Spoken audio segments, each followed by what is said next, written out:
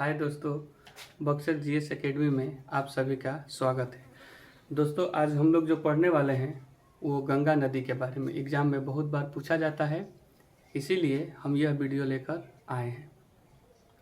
तो गंगा नदी के बारे में कुछ बेसिक जानकारी है जिसको हम लोग जान लेते हैं।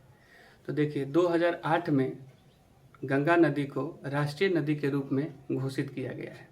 यह भारत की सबसे लंबी नदी है जिसकी कुल लंबाई 2525 किलोमीटर है।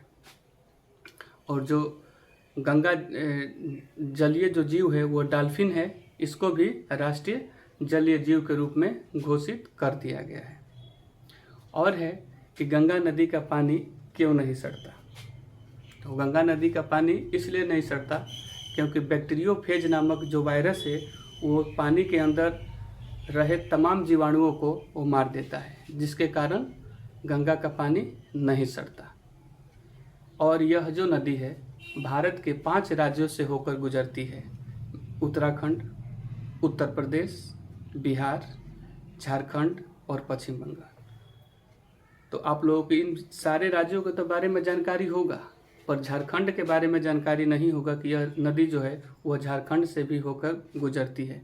तो दोस्तों, ये झारखंड से होकर ही गुजरती है, इसीलिए बहुत बार एग्जाम में पूछा भी गया है कि बताइए गंगा नदी कितने राज्यों से होकर गुजरती है। तो ऑप्शन में बहुत सारा सब दिया रहता है, तो उसमें विद्यार्थी को वो सब जानते हैं कि हम 4 तो जानते हैं, पर ये 5वां जो है ये हम नहीं जानते हैं कि झारखंड भी जो गंगा नदी के किनारे से, यहाँ से झारखंड से भी वो जाती है नदी।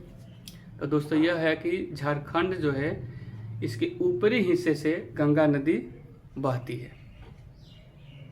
तो यह हो गया। और कितने देशों से होकर यह गुजरती है, तो यह जो नदी है 2 देशों से होकर गुजरती है। पहला है भारत और दूसरा है बांग्लादेश। ये तो हमारी रही बेसिक जानकारी। और बेसिक जानकारी के साथ ही अब देखेंगे गंगा नदी का उद्गम स्थान। इसमें भी बहुत सारा कन्फ्यूजन है क्योंकि पुरानी कथा में कुछ और ही है, और ऐसे यदि हम लोग मैप पे देखते हैं तो यहाँ पे कुछ कहानी और ही है। तो आइए हम लोग अपना क्लियर कर लेते हैं कि गंगा नदी क्या है, इनका उद्गम स्थान क्या है। तो देखिए, गंगा नदी जो है 2 नदियों के संगम से बनी हुई है।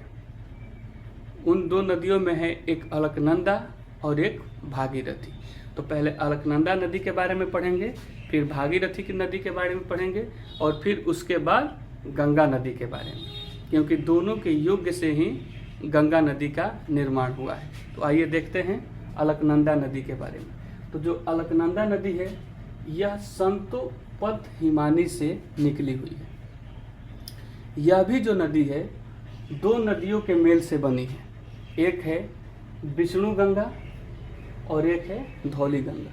और जब ये 2 नदियाँ आपस में जब मिल गई और मिलने के साथ दोनों की गहराई समान हो गई, तब इसका नया नाम अलकनंदा रख दिया गया।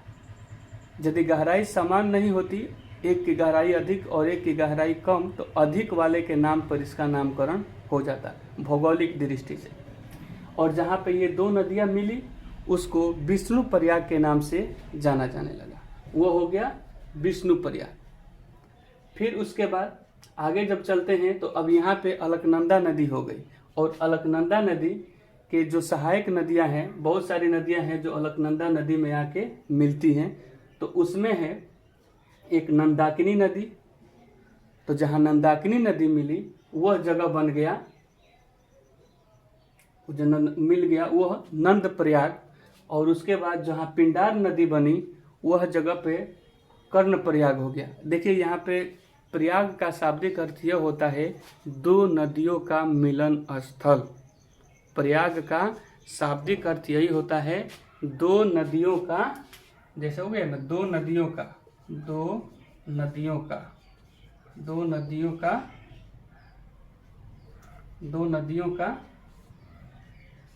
मिलन स्थल, जहाँ पे यह मिल जाती है। 2 नदियों का मिलन स्थल को ही प्रयाग कहते हैं। तो आगे देखेंगे, यहाँ पे नंदाकिनी नदी जहाँ मिली वहाँ नंद प्रयाग हो गया, और जहाँ पे पिंडार नदी मिली अलकनंदा नदी में, वहाँ कर्णप्रयाग हो गया। और इधर से देखिए केदारनाथ से जो एक नदी निकलती है जो मंदाकिनी नदी, देखिए यहाँ पे मंदाकिनी अलग है और यहाँ पे मंदाकिनी अलग है। तो यह जो केदारनाथ से जो मंदाकिनी नदी निकलती है और आके अलकनंदा नदी में मिल जाती है, तब यहाँ पे रुद्रप्रयाग के नाम से यह जगह को जाना जाने लगा। क्योंकि ये सब कम कम गहराई वाली नदियाँ हैं, इसीलिए अलकनंदा नदी का ही नाम चलता जा रहा है।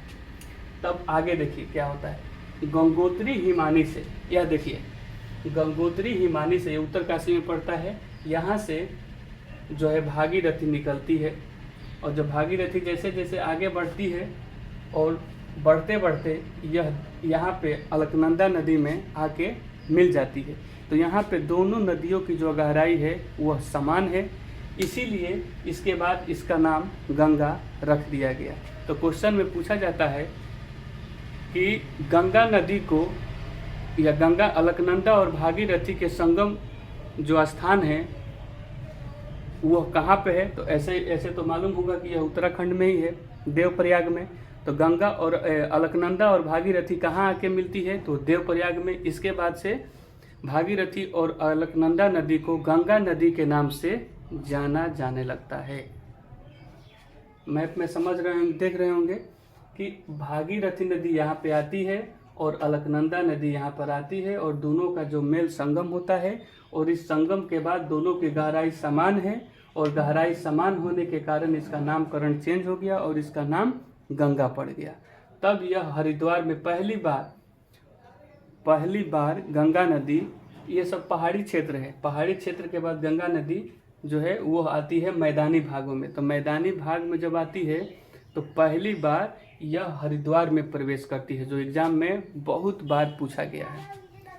तो अभी तक आपने यह बात समझ लिया। और हाँ, एक बात और समझ लीजिए कि ये जो भागीरथी नदी है ना, इस भागीरथी में ये जो भिलंगना जो नदी है ये आकर मिल जाती है, तो इसकी सहायक नदी भी है।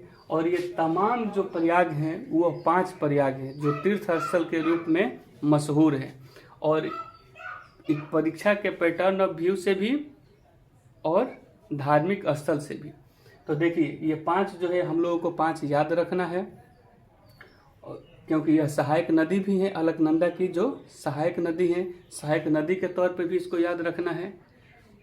तो देखिए इसमें फिर एक बार हम रिकॉल कर दे रहे हैं, आप लोग थोड़ा ध्यान दीजिएगा। एक है विष्णु प्रयाग, उसके बाद है नंद प्रयाग, उसके बाद कर्ण प्रयाग, उसके बाद रुद्र प्रयाग और उसके बाद है देव प्रयाग। तो ये तीनों 5 जो है वो 5 आप लोगों को याद रखना है। आई होप कि आप लोगों को बहुत अच्छी तरह से यह समझ में आ गया होगा। तो मिलते हैं नए वीडियो के साथ, तब तक के लिए थैंक यू, धन्यवाद।